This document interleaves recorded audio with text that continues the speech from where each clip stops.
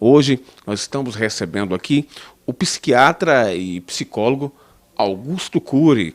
Prazer em tê-lo aqui conosco, doutor Augusto Cury.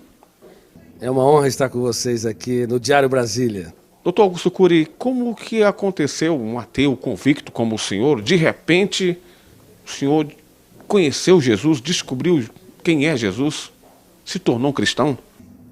Bom, eu fui um dos maiores ateus que já pisou nessa terra. Creio que fui mais ateu do que Nietzsche, que escreveu sobre a morte de Deus, e inclusive Marx, que abordou que Deus, a busca por Deus, é o ópio que entorpece a mente humana. É provável que fui mais ateu do que Freud, do que Jean-Paul Sartre e Diderot. Como eu pesquiso uma das áreas que é considerada a última fronteira da ciência, o mundo onde nascem os pensamentos, para mim Deus era fruto do espetáculo das ideias, de um cérebro que não aceitava o seu fim, o seu caos, na solidão de um túmulo. E a teoria que eu desenvolvi como psiquiatra e pesquisador da psicologia, ela estuda o processo de construção de pensamentos e de formação de pensadores. Eu usei essa teoria para analisar como mentes brilhantes romperam o cárcere da inteligência e produziram novas ideias, como Freud, Einstein, Hegel, Kant, Agostinho e assim por diante. E fui até esse homem mais famoso da história, chamado Jesus Cristo. Eu analisei os seus comportamentos, as suas reações e as entrelinhas das suas atitudes nos focos de tensão, nas suas 4 biografias, ou chamado Evangelhos, em várias versões. Eu esperava encontrar uma pessoa construída por um grupo de galileus que queriam produzir um herói para romper o jugo de Tibério César, que era o imperador romano. Mas fiquei perplexo, porque percebi que a sua personalidade é tão complexa e tão fascinante que não cabe no imaginário humano. Para você ter uma ideia, no exato momento em que ele foi negado por Pedro, ele olhou para o mais forte dos discípulos, e, embora sendo golpeado pelas palavras que bradavam, eu não o conheço, eu nunca andei com esse Galileu, ele não faz parte da história, ele cativou com a sua retina e gritou sem dizer palavras.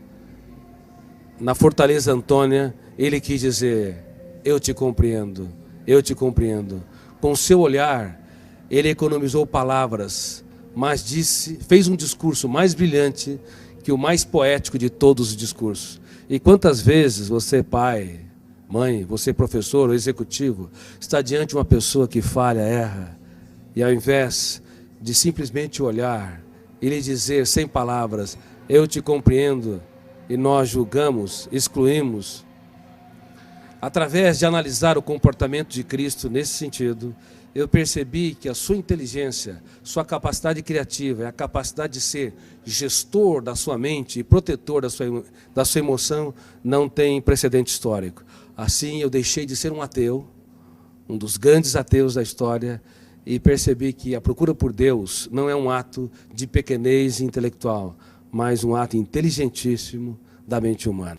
Mas quando o senhor pesquisou sobre Jesus Cristo, homem, o que o senhor esperava encontrar? Quando eu pesquisei a humanidade de Jesus, esperava encontrar alguém que não brilhasse no caos, diante das perdas, das traições, das frustrações e decepções. Porque nós temos na psique humana, no nosso córtex cerebral, registrado zonas de conflitos, que eu chamo de janela killer. Killer, no inglês, quer dizer assassino. Quando nós entramos numa janela killer, o volume de ansiedade é tão grande que bloqueia milhares de outras janelas e o eu não consegue encontrar informações para dar respostas inteligentes em situações estressantes.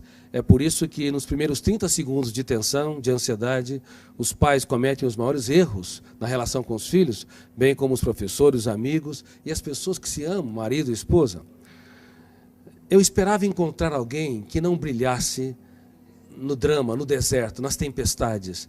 Mas é impressionante, quando o mundo desabava sobre o homem Jesus, ele, ao invés de ser preso pelas janelas killers, ele abria as janelas da sua mente, olhava para a tempestade e via nela a chuva, uma oportunidade solene para cultivar.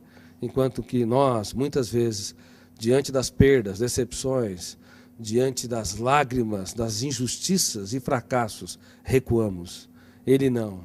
Ele cultivava as flores e usava suas mãos nesse processo. Muitos querem a beleza das flores, mas não têm coragem de sujar as suas mãos para cultivá-la e irrigá-la. O senhor tem, assim, uma noção do que aconteceu? Porque, na realidade, o senhor é um dos grandes cientistas do mundo, um dos grandes psiquiatras, um dos grandes psicólogos do mundo. Essa descoberta do senhor pode ser levada até para um campo científico, e eu poderia até dizer aqui que é quase que dizendo aqui que cientificamente Deus está existindo, ou Jesus é Deus.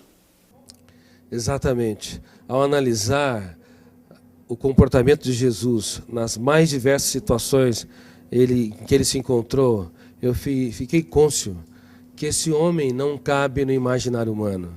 Somente alguém que é sobre-humano, filho de Deus, poderia ter as reações que teve nos mais dramáticos estímulos estressantes. Veja bem, no ato da traição, era de se esperar que ele fosse golpeado pelas zonas de conflito do medo ou da raiva, agredisse o seu traidor, ou se punisse e se achasse o mais derrotado dos seres humanos, porque foi traído pelo mais culto, o mais sereno, o mais tranquilo dos discípulos, Judas Iscariotes. Mas, ao invés de se punir ou punir o outro, ele olhou para o seu traidor e teve a coragem de dizer: amigo, para que vieste? Nunca na história um traidor tratou com tanta... Na história, um traidor foi tratado com tanta dignidade pela pessoa traída, indicando que Jesus não tinha medo, na verdade, de ser frustrado ou decepcionado. Ele tinha medo de perder um amigo. O que nos leva a compreender, do ponto de vista psiquiátrico, psicológico e sociológico, que um grande educador é aquele que aposta tudo que tem naqueles que pouco têm. É aqueles que têm coragem para se fazer pequeno, para tornar os pequenos grandes. E como eu digo no meu livro, Mentes Brilhantes, Mentes Treinadas, não é possível ter uma mente brilhante se nós não treinarmos a nossa criatividade, as habilidades da nossa psique, como a solidariedade, a capacidade de se colocar no lugar dos outros, a capacidade de investir naqueles que nos frustram, a capacidade de transformar as perdas numa oportunidade excelente para os melhores ganhos e de usar as nossas lágrimas para desenvolver sabedoria. Por favor, não tenha medo dos dias mais tristes da sua vida. Você pode escrever os capítulos mais importantes da sua história quando o mundo desaba sobre si.